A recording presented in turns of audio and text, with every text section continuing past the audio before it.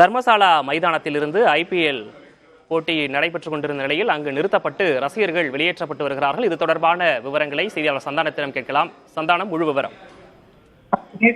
தர்மசாலா மைதானத்துல பஞ்சாப் கிங்ஸ் மற்றும் டெல்லி கேபிட்டல்ஸ் அணிகளுக்கு இடையிலான போட்டி நடைபெற்று வந்திருந்த நேரத்திலேயே மைதானத்தில் இருந்த விளக்குகள் அனைத்துமே அணைக்கப்பட்டு தற்போது போட்டி என்பது பாதியில ரத்து செய்யப்பட்டிருக்கிறது. மைதானத்தில் இருந்த விளக்குகள் அனைத்துமே அணைக்கப்பட்ட பின்பு ரசிகர்கள் அனைவரையும் மைதானத்தை விட்டு வெளியேறுமாறு மைதானத்திற்குள்ள அறிவிக்கப்பட்டிருக்கிறது. அதே போன்று இரண்டு அணிகளுடைய வீரர்களும் உடனடியாக அங்கிருந்து புறப்படுவதற்கான ஏற்பாடுகள் என்பது செய்யப்பட்டிருக்கிறது.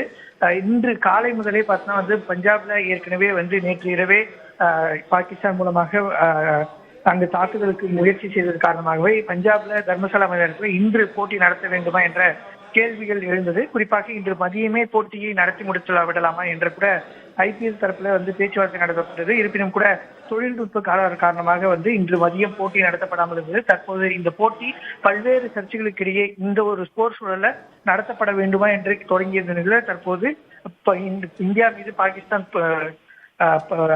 போர் தொடங்கி இருக்கக்கூடிய நிலையில இந்த போட்டி என்பது பாதியில ரத்து செய்யப்பட்டிருக்கிறது.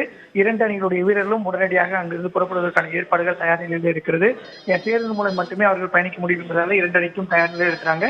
மைதானத்தில் இருந்த ரசிகர்கள் அனைவரும் உடனடியாக வீடு திரும்புமாறு கேட்டுக் கொள்ளப்பட்டிருக்கிறது. ஏற்கனவே பஞ்சாப்ல அம்ரித்சர் பகுதியில் பிளாக் அவுட் அறிவிக்கப்பட்டு முழுமையாக விளக்குகள் அணைக்கப்பட்டு ராணுவம் மூலமாக வாகனங்களில் செல்லக்கூடியவர்கள் கூட விளக்குகள் அணைக்க வேண்டும் என்று அறிவுறுத்தப்பட்டு வரக்கூடிய நிலையில தற்போது பஞ்சாப் தர்மசாலாவில் நடைபெற்றிருந்த அந்த போட்டி என்பது பாதியில நிறுத்தப்பட்டிருக்கிறது.